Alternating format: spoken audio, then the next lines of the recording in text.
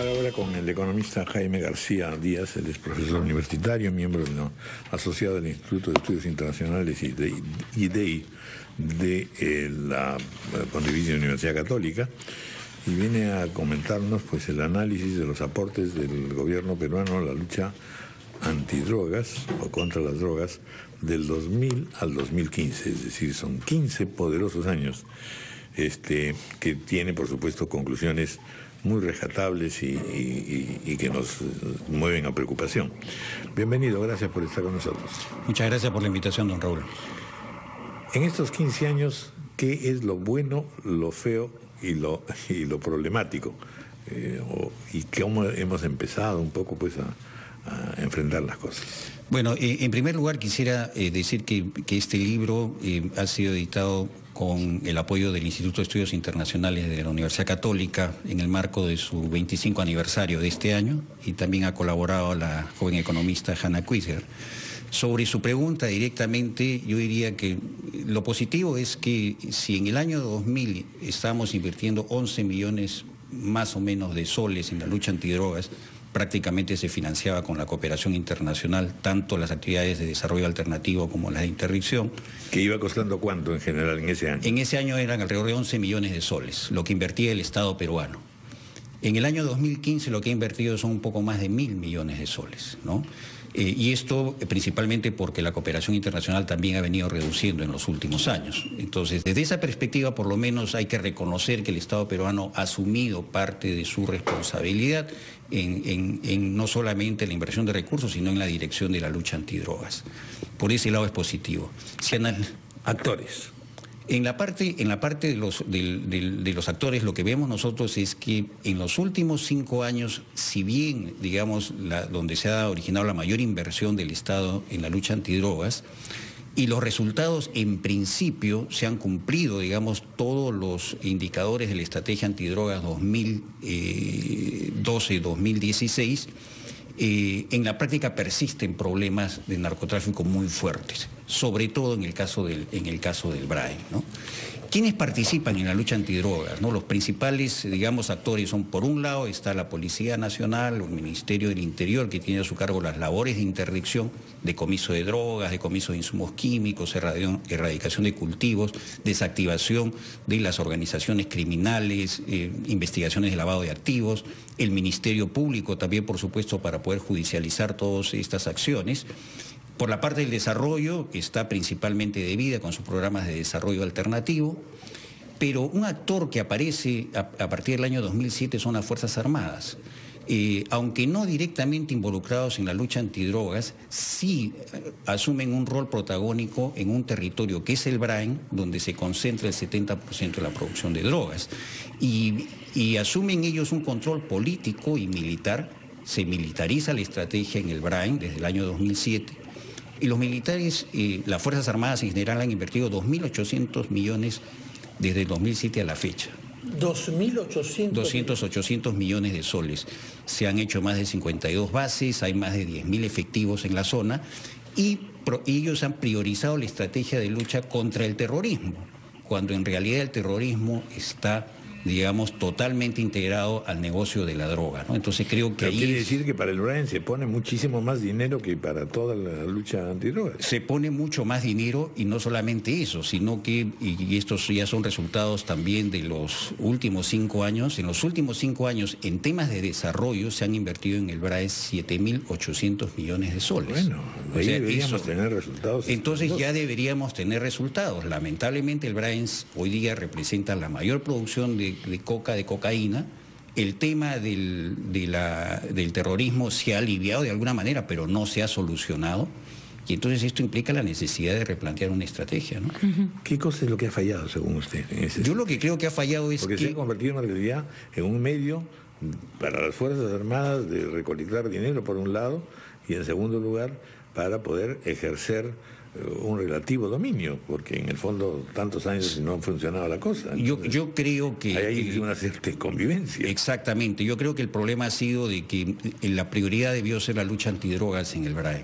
Esto lo venimos diciendo en el IDEI desde el año 2004 y hasta la fecha, digamos, no, lo que se prioriza es por la posición que tienen las Fuerzas Armadas, la lucha contra el terrorismo, ¿no? Ellos dicen, no hay que terminar primero con el terrorismo, pero ya venimos desde el año 2007 con una fuerte inversión y no damos el paso de ir a enfrentar el tema del narcotráfico. Y el narcotráfico sigue... ¿El Brian entonces cuánto produce?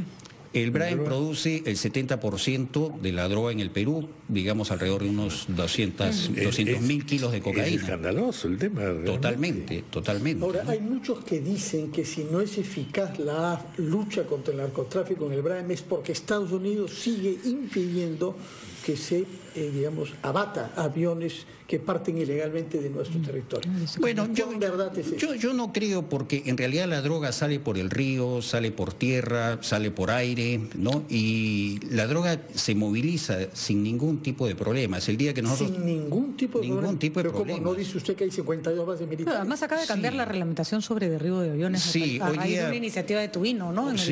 Hoy en día ya se puede hacer interdicción aérea, pero no se hace en la práctica por impedimentos técnicos, ¿no? Pero lo cierto es decir, norteamericanos, seamos claros.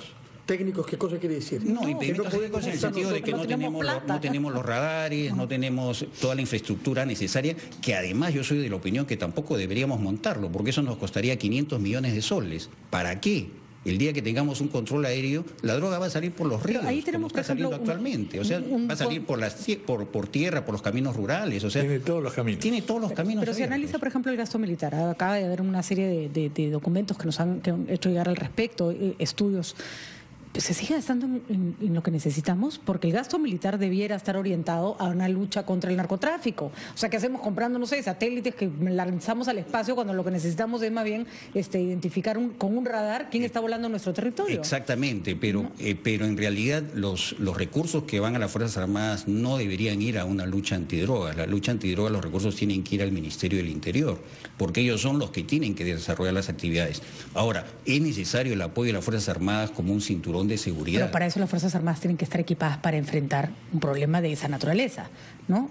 La policía, sobre todo, ¿no? Compramos una fragata Lupo en lugar de... en el caso de Brian tenemos a 10.000 efectivos militares, supuestamente enfrentando, en algún momento un general dijo que quedaban solamente 80 terroristas, ¿no? ¿Y qué hacemos nosotros con 10.000 militares en la zona? Claro, ahí hay algo probablemente no son 80, serán 500, pero igual... El enemigo es otro, digamos. El enemigo es otro, absolutamente. Justamente algún militar, de todas maneras, lo que usted señala es bastante peligroso y complicado. Díganos una cosa. ¿Qué podemos deducir entonces de todos estos 15 años? Ya usted señalaba que han habido algunos progresos, pero algunas dificultades. ¿Qué es lo que tendría que hacerse de ahora en adelante?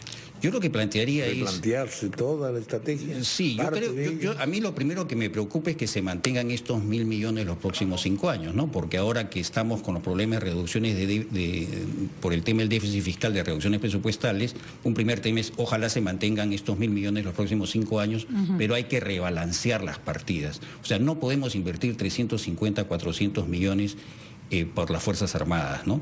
Yo creo que eso debería ir... quizás a las Fuerzas Armadas mantener la mitad de ese recurso, 200 millones, y de los otros 200 millones principalmente a temas de desarrollo, ¿no? Temas de desarrollo alternativo y temas de interdicción para un mejor resultado, ¿no? Entonces debería haber un rebalanceo, digamos, de ese presupuesto. Ojalá se pueda hacer el año 2017, eso depende de la decisión política. ¿Va a haber una presentación de ese análisis? Sí, tenemos presentaciones académicas, hoy día en la tarde también con el IDI vamos a discutir con un experto colombiano sobre el impacto de lo que está pasando en Colombia en los temas de seguridad en el país y sobre todo en el tema de narcotráfico, ¿no?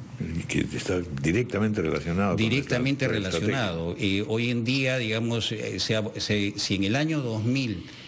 Colombia tenía 160.000 hectáreas y el Perú redujo a 38.000 hectáreas, que fue el momento en que tuvimos la menor cantidad de hectáreas en los últimos 30 años. Hoy en día se ha revertido nuevamente. Perú fue el primer productor de hoja de coca y de cocaína hace 2 años. Hoy en día, por el proceso de paz que está viviendo Colombia y por la suspensión de la interdicción aérea por el uso del glifosato que la Organización Mundial de Salud ha recomendado su no uso, Colombia ha pasado de tener 60.000 hectáreas a 96.000 hectáreas el año pasado. Nosotros estamos en 40.000. Es decir, ¿y eso qué significa? Que nuevamente se da el efecto globo, ¿no? Se van los cultivos principalmente a Colombia, Pero ¿qué es lo que yo veo en el escenario a futuro? Que inclusive si Perú logra reducir sus áreas de cultivo, Colombia tiene un buen proceso de interdicción. Ellos decomisan de 200 a 250 toneladas de cocaína, nosotros solamente 18. Entonces nos podríamos convertir no ya en un país productor de cocaína, porque sería Colombia, pero seríamos el país de tránsito, porque aquí la legislación es mucho más fácil, ¿no? El punto de salida. Así es, seríamos un punto de salida hacia Brasil, sobre todo, que se está convirtiendo en el primer consumidor de cocaína en el mundo. Muy bien, muchas gracias. Muchas gracias, por por la esos invitación. alcances de la geopolítica del narcotráfico. Gracias.